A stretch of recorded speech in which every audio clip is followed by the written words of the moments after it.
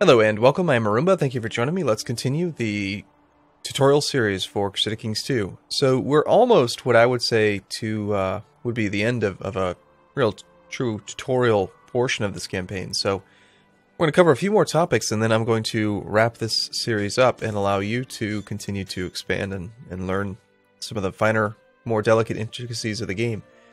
Where we left off last, we're in a unification type war, or series of wars for Ireland. We're using the fact that we've proclaimed ourselves the King of Ireland. We have de jure claims to all of de jure Ireland. And we've used that to force these vassals, or not yet vassals, but these characters into line. And we're just going to siege them down and then take control. Now, one thing we could do is, notice how we got 1,280 troops here. We only need 333 to actually maintain this siege. And I know we've talked about how sieging works in the past when it comes to like applying pressure to a holding. That outnumbered modifier 1.255. You'll notice that it's not the same thing. It's not like, well, you have 4 times as many troops and so the outnumbered is 4x. There's a diminishing return on each additional troop that you have above and beyond the defense. So in this case, it'd probably be better, since we have multiple wars that are happening at once, to split our army in half, and then select the unit, and then go and siege another holding. Now, one thing that you might see me doing is I'm clicking on selecting an army, and then I'm splitting it, right? How do you do that? How do you do that without actually clicking any of the buttons? Well, I'm using a mod, which is actually by my own creation. It's called Crusader Kings 2 Keyboard Shortcuts and Interface Adjust.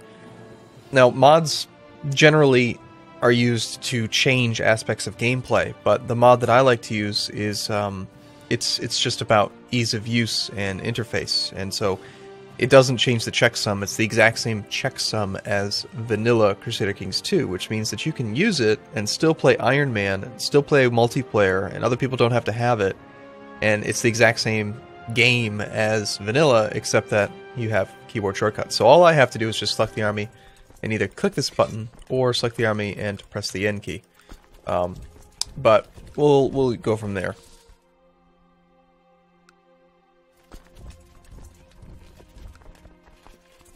And I am just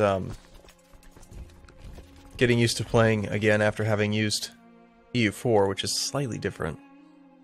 So we're going to siege 2 provinces at once. Again, notice we didn't break the siege by telling troops to leave. The morale bar stays the same. And what I really would like to accomplish is we want to unify Ireland, and then from there you can already see how it works to form the next tier of titles. All we'll need to do is control enough territory to form a second kingdom, and then the requirement to form an empire is that you have 80%, not 50, but 80% of the de jure territory of a de jure empire, and then you can brand yourself an emperor. Now, we haven't really had a chance to talk about de jure drift too much, but that's actually a pretty simple concept. Basically, we can cover that while this war is being played out. Unfortunately, he has a few too many troops, so we will go like this, and we'll grab 164 from there, maintain that siege. Actually, no, looks like we do have somebody who's coming. In this case, then, alright, I take back everything I said. We're going to recombine. We'd prefer to have our army combined to prevent him from fighting us. Now, he's actually attacking in because he's got reinforcements, and they have superior troops. So we got 1,500 to our 1,250. We can re-raise some more men. Now notice how I'm going to hold down Control and then click, and nothing happens, which means that the raisable levy is in enemy territory. Like, we have 15 troops, so we can raise in Tyrone. It's not raising them because there's a hostile presence. But if I were to click that button, then they would just raise up in the wrong spot, and we don't want that.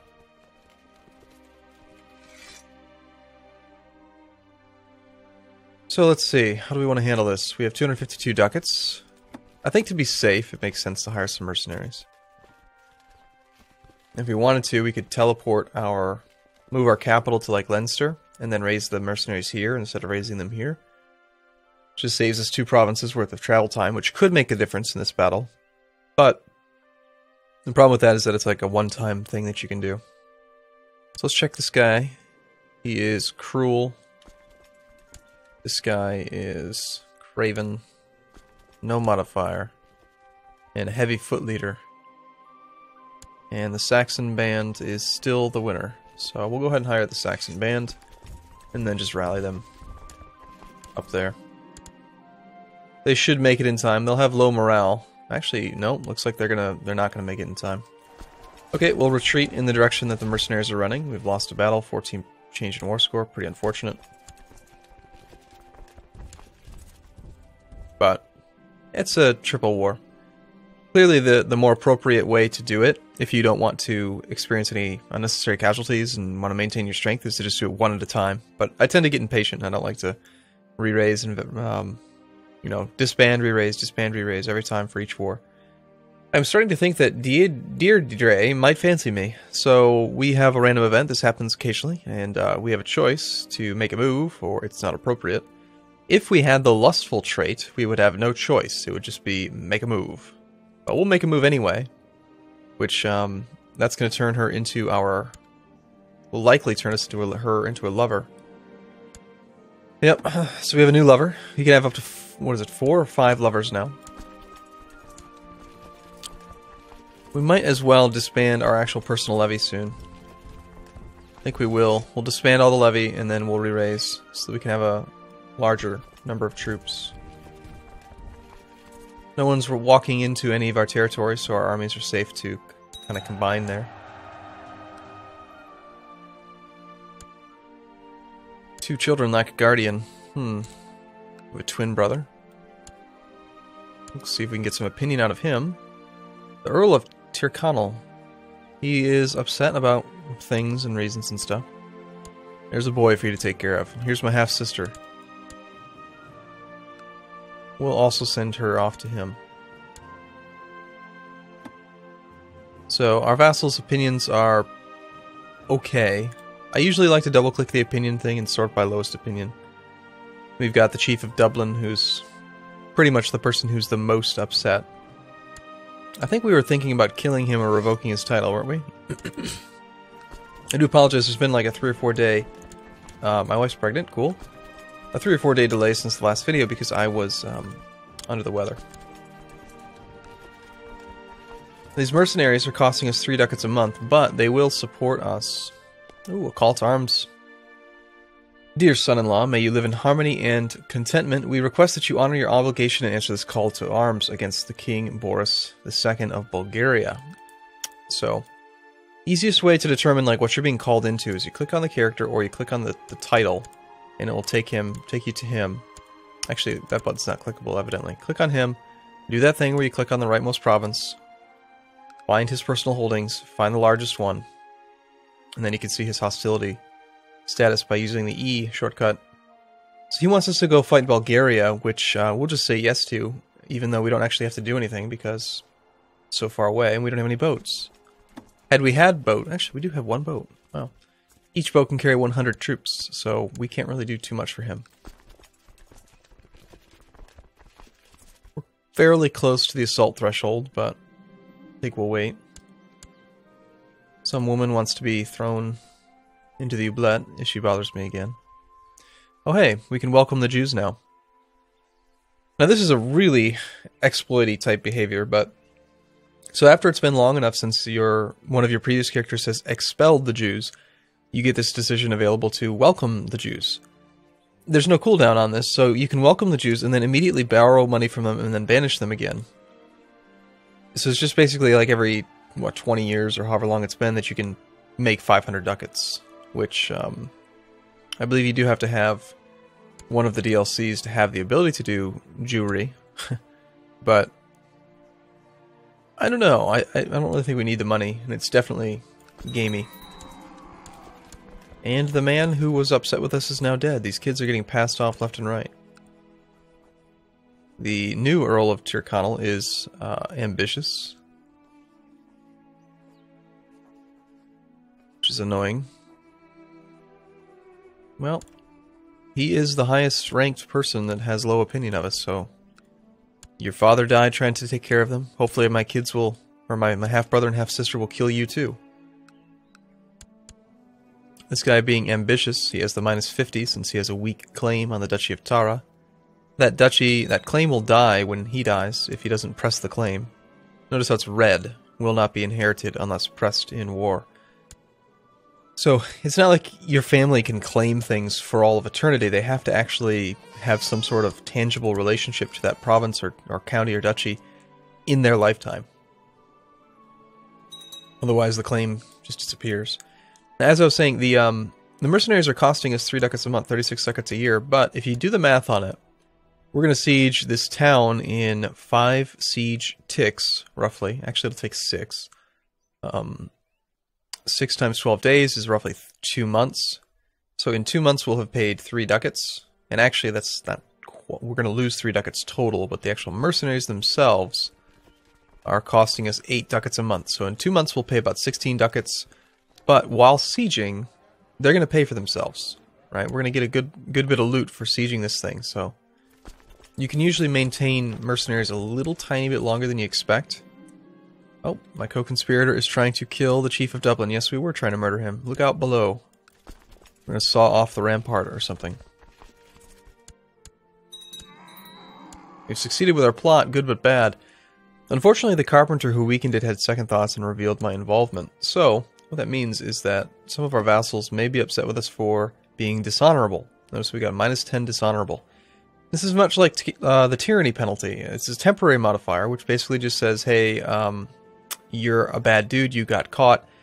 And that also means that the family of the character that died will know that we did it. They get a larger dishonorable penalty. And then they also have this murdered close kin penalty.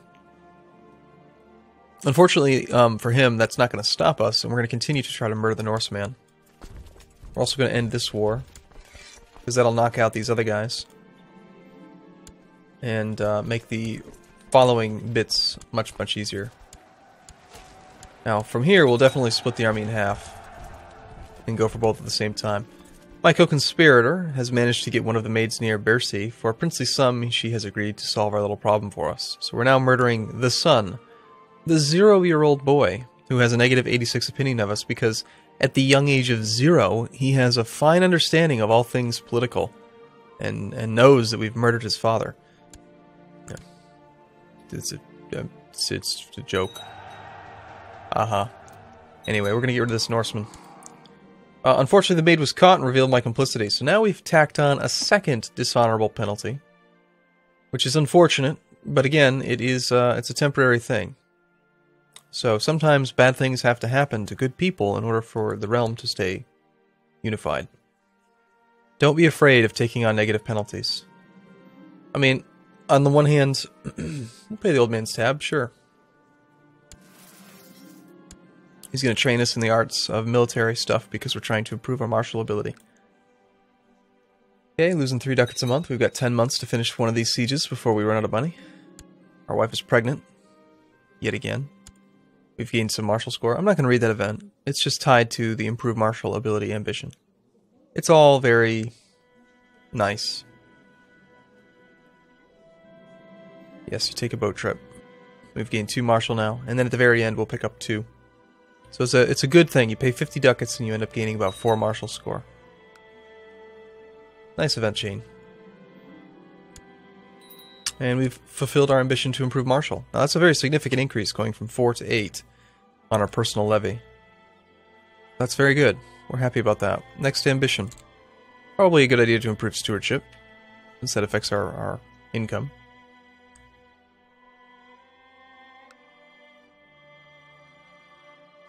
Of course, the king of the Byzantine Bulgarian de jure war over Ohrid is going just fine. Oh, look at that. Our father-in-law actually got deposed. Remember, he was the Byzantine emperor, but he's no longer. He's just the Doe of Thrace. Or him. Now, we didn't get a pop-up about that because I don't have him set as special interest, but it would be a good idea to flag him as an important character. And we do have open council positions. We need a chancellor. We can go with the Earl of Breffni. He's a bit upset with us for having, you know, murdered people. And we declared war on him at one point, but, you know, let the past be the past, right, man? We'll use D for the opinion map mode, and then go improve relations with people who are low that way. So we'll go improve relations with Tyrconnell. Again, the other way to do that is you go to the realm tree, find the strongest person that doesn't like you, which is, again, just happens to be Refney, actually. Now, Dublin still hates us. Murdered close kin, -2. If we exterminate her entire dynasty, there are 31 living members. This could take a while. Might be easier to just revoke the damn thing.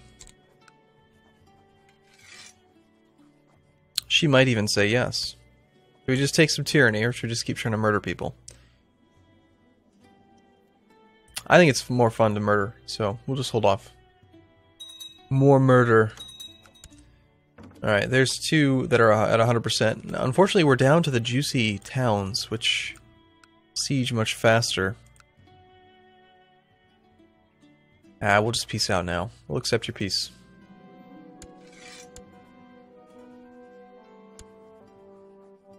And then let's go ahead and disband. We will disband the mercenaries.